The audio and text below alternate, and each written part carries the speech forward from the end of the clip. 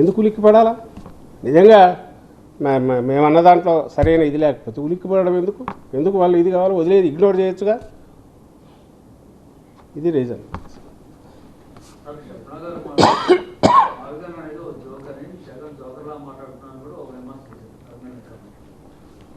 నేను ఇంతకుముందు అన్న పక్క వైద్యాల్లో ఆమె కూడా ఒకరు. ఎప్పుడు కావాలంటే ఏ టైంలో కావాలంటే చంద్రబాబు నాయుడు గారు ఆ టైంలో వస్తారు. నువ్వు నీగానే చిత్రం. మరి ఆయనేమో ఎన్డీఏ పార్ట్నరు, ఈమెమో అలా కొట్లాడుతా అన్నామంటున్నా కాంగ్రెస్ వాళ్ళకు ఇండియా కూటమిలో దాన్ని ప్రధానంగా లీడ్ చేస్తున్న కాంగ్రెస్ పార్టీకి ఇక్కడ స్టేట్ అధ్యక్షురాలంట. మరి విచిత్రం ఏందో అర్థం కాదు. మరి అది ఆయన వీళ్ళ ఎన్డీఏ కూటమిలో ఇక్కడ ఉండి ఆయన చెప్పినట్టు ఇక్కడే కాదు ఆ పక్క స్టేట్లో అయినా ఎట్లా నడుస్తుంది. ఇక్కడైతే ఎప్పుడు అటు బెక్ అండ్ కాలంట, ఎప్పుడు కావాలంటే అప్పుడు ఆ గంట కొట్టే టక్కున అవసరమైనప్పుడు వస్తారు. నేను అనుకున్నా 3 రోజులు అయింది ఇంకా రాలేదా, నిన్న మాట్లాడాడు. ఏం చేయగలం ఆమె ఎంత మేము ఎంత తక్కువ మాట్లాడుకుంటే అంత బెటర్ ఆమె గురించి.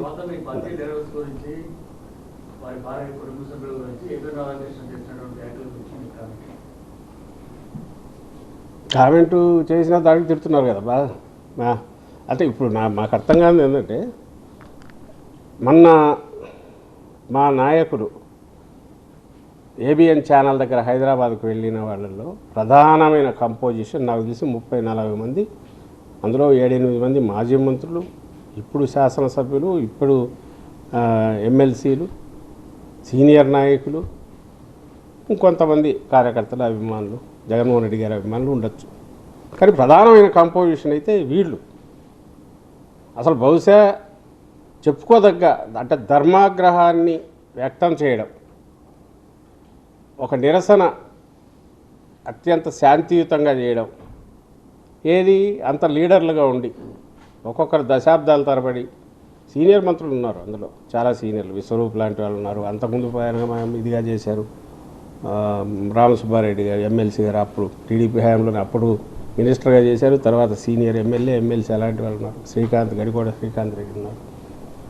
ఇంకా ఉమెన్ లీడర్స్ లక్ష్మీపార్వతి గారు, ఇట్లాంటి అందరు సీనియర్ లీడర్లు ఉన్నారు. చాలామంది పేర్లు ఇంకా చెప్తూ పోతే చాలామంది వస్తారు. ఆదిమూలపు సురేష్ ఉన్నాడు, సీనియర్ ఎమ్మెల్యేగా ఇంతకుముందు, ఎమ్మెల్సీ పెద్ద ఎత్తున పోయినారు. అంత పెద్ద ఎత్తున నాయకత్వం, ఒక పార్టీ నాయకత్వం వెళ్ళి ఒక మీడియా హౌస్ దగ్గర ప్రొటెస్ట్ చేయడము rarest of the rare things. Democratic పద్ధతిలో శాంతియుతంగా నిరసన తెలియజేయడం, అలాగే చిన్నపాటి ఇది లేకుండా అక్కడ ఉపన్యాసాలు ఇచ్చి స్లోగన్స్ ఇచ్చేసి ఒక అరగంట గంట పాటు, ఎందుకంటే ప్రపంచానికి తెలియాలి ఏమన్నాడు ఈ వ్యక్తి,